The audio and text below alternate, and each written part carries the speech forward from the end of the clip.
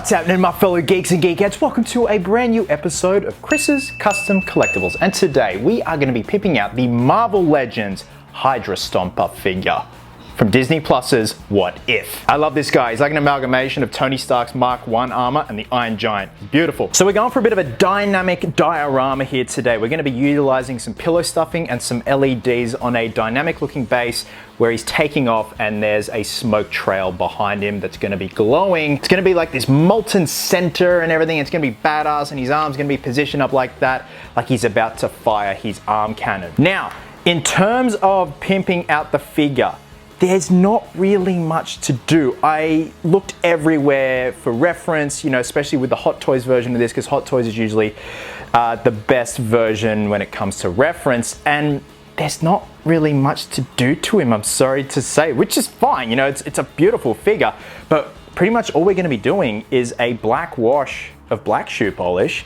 and then just do some silver rub and buff dry brushing in certain areas to make it look like parts of the green paint has chipped off. I am gonna take a creative liberty here and do all the bolts silver. I know they're green on the actual piece itself, but I just really like the idea of having raw kind of metallic bolts there. It just seems a lot more gnarlier and stuff like that. So in terms of the figure, yeah, it's a simple wash to get in all those beautiful details and really highlight all the sharp edges and the hardness of the armor, and then go in with some silver rub and buff and just dry brush in certain areas. Nothing too major, you don't want to do it over the top. It's a very subtle kind of dry brushing effect that we're going for. Then after that, I'm going to be fixing his jetpack in place because it does pop off the figure like so, but we need this permanently attached to the figure so that it can house the stand. So we're going to be using an solid aluminum stand for that matter, that's going to go down to a MDF base. We're then going to be using some pillow stuffing, which you guys have seen me use before in previous custom collectibles. It's going to emulate smoke that's trailing behind the flames here of the jetpack, and I'm going to sculpt it so it's like two plumes meeting into one big plume, and within that pole that is housing the stuffing, we're gonna wrap an LED strip around there. Now the cool thing is, it's one of those kits where you can change the color. So we can go to like a nice blue or a hard, like real red / orange to make it look like this thing is hot, this thing is fire, this is molten, this is badass. And that's seriously pretty much it. I saw this figure, I'm like, man, I really wanna do something with that in terms of a dynamic base. So I guess that's what the priority of the video is, just making him look really dynamic as a cool little diorama that you can set up on your desk or your shelf and stuff like that. So with that being said, we are gonna grab some black kiwi shoe polish and some silver rub and buff. So with that being said, let's get to it. So of course we have our black kiwi shoe polish. Now here's a test piece I did. This is, let me get that in focus. Here's one of the jetpacks. And again, we're taking a creative liberty here today. I'm gonna zoom in and just show you guys the end result. I really like this kind of worn splattering effect on the jetpack. It just makes sense. Like there'd be some oil leaks and deterioration and stuff like that, and it just picks up all that lovely detail in here. So this was one wash, dabbed away the excess whilst leaving some parts with residue like leaking out here and there, then gave it a hit with the hairdryer. So this is the aesthetic we're going to be going for. Probably not so much on the rest of the body, but just more or less on the jetpack, because it does kind of go through a lot and we just have some leaks here and there. But I really do like this, and once we do the dry brushing method, it's going to bring it all together. But again, I just wanted a bit more extra weathering, because the actual Hydra Stomper himself from the series and the Hot Toys, it just doesn't really have that much going on. So this just makes it a bit more interesting. So to give you guys an example of the jetpack, just brushing it on like so, just making sure to really get into those crevices. Now I remember I had a viewer comment on the Batman Death Metal figure that it's a good idea to wash these things in dish soap, and that breaks down that protective film, which is awesome, and thank you very much, sir. We don't really need it today because again, we're dabbing away the excess, so we don't really need to worry about coverage and stuff like that. Just grab your paper towel, dab away the excess very lightly. Excess, it's very hard to say at the moment.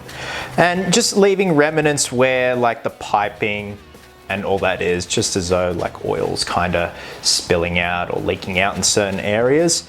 I'm pretty happy with that. That looks pretty damn good to me. And we're just gonna repeat this stage all over the rest of the figure. Now I have gone ahead and removed his hands, just makes it easier. And also the inner part of the jetpack that houses the 2 cylinders themselves. That's gonna be permanently attached to the back of the Hydra Stomper.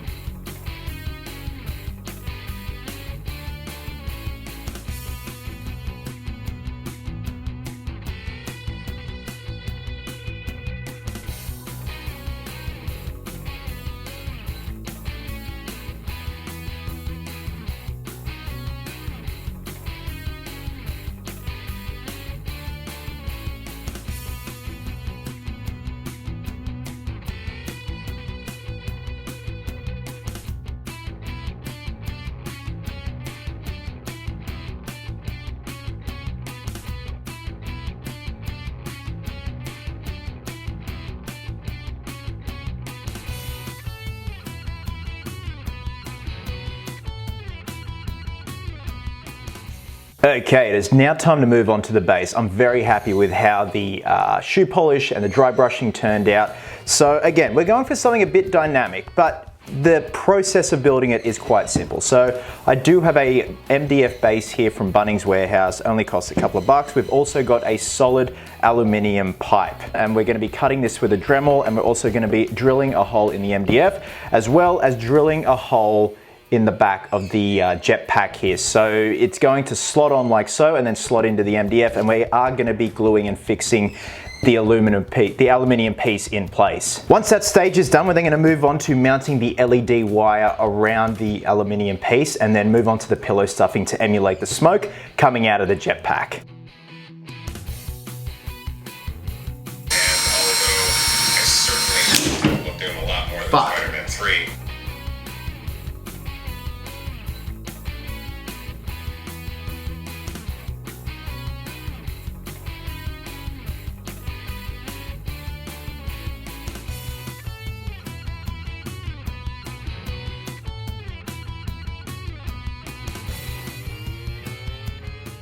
We're on the home stretch, Geeks and Geekettes, so I went ahead and added 2 more aluminium poles here, the exact same method I used for the middle one, and just sprayed a matte black on the base. Now it doesn't really matter because majority of it will be covered by the pillow stuffing that we're using to emulate the smoke coming out of the boosters. But I just rather this color than the standard MDF color. So with that being said, we've got our LED kit here. Again, this is from Bunnings Warehouse. It comes with 2 strips, all wired up, ready to go. There's the sensor that we're gonna have poking out the back. Now it is connected via USB power point, so you know, like your iPhone chargers and stuff like that. So there's a bit going on here, but it's very straightforward. So to get the shape of the smoke plumes, I just got some artist armature wire, just from an art shop. This stuff is literally $2.50 a meter, cheap as, very easy to you know, maneuver and sculpt and shape and stuff like that. So I literally rolled it in amongst itself and then pulled it out as a coil like so. So what's going to happen is we're going to be gluing down the LEDs first around these 2 poles. So we have 2 strips here. We're going to glue it down to the bottom here and then remove the peel here that'll have the adhesive on the back. Going to have it coming over the pole. We are going to be using a combination of the adhesive on the back and also some cheap and nasty super glue. Now once that's set, I'm happy with it. I'm then going to pop the wire armature over both pieces like that, and you can see already you're starting to emulate the smoke plume. And I'm going to keep the figure removable so that way the jet stream coming out of the booster slots straight in here, and then it can be surrounded by the smoke, and it just has that organic look to it. So in terms of the pillow stuffing, it can get a bit tricky sometimes. There is quite a bit of futzing you have to do, and I probably may use a bit of spray adhesive, a 3M spray adhesive. We'll see how it goes, just to get it to stick initially to the wire, and then we can just kind of shape, mold, futz, and just reach that happy medium, I guess, to make it look natural and like, you know, the Hydra Stomper is taking off. Now I am going to grab a flat black. This is the same flat black I used on the MDF here, and just give the pillow stuffing the very lightest spray ever. That just kind of gives it a bit more depth and shadowing and stuff like that, and a bit of contouring. But again, you just need the littlest spritz over it once I'm all happy with it. Again, this is remote controlled, and you have different settings like strobe and different colors, so it's going to be cool to have like a glowing orange or red or blue under here. So with that being said, let's get to it and call it a day.